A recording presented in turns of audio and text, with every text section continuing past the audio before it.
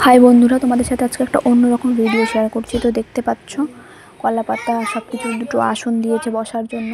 এখানে মিষ্টি সাজানো হচ্ছে।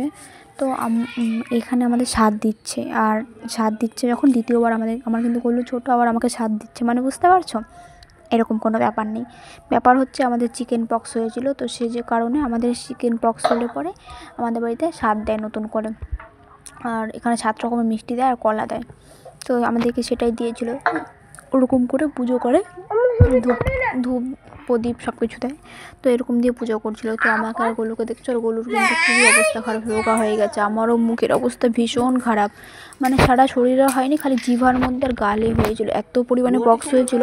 মানে তোমাদেরকে কি বলবো, 7 দিন হয়েছে আজকে আমি এখনও খেতে পারছি না। আমার মিষ্টি খাওয়াটা দেখলে তোমরা বুঝতে পারবে, মানে আমার কতটা কষ্ট হচ্ছে মিষ্টিটা খেতে।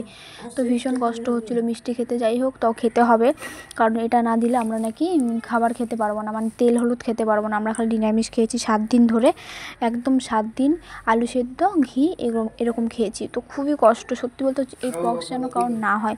পক্স হলে যে কতটা কষ্ট যার হয় সেই বোঝে। আর আমাদেরকে মিষ্টিগুলো খেতে হচ্ছিলো, আর ভীষণ কষ্ট হচ্ছিলো, কী বলবো। আর এত জোর মানে জ্বালা করতো না শরীরের মধ্যে, কিছু বলার নেই। প্রথমে গলুর হয়েছিল, গলুকে আমি দেখেছিলাম, তো গলুর দেখেছিলাম দেখে আমারও হয়েছিল।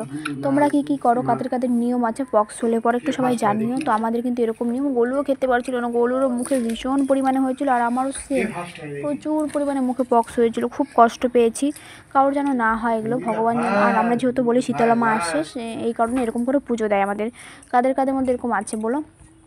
যাই হোক, সবাইকে ধন্যবাদ। সবাই ভালো থেকো, সুস্থ থেকো, আর ভগবান করে যেন কারোর এরকম না হয়। যারা এখনও চ্যানেলটা সাবস্ক্রাইব করোনি, অবশ্যই সাবস্ক্রাইব করে দিও, পাশে থাকা বেল আইকনটাকে প্রেস করে দিও। ধন্যবাদ সবাইকে, টাটা।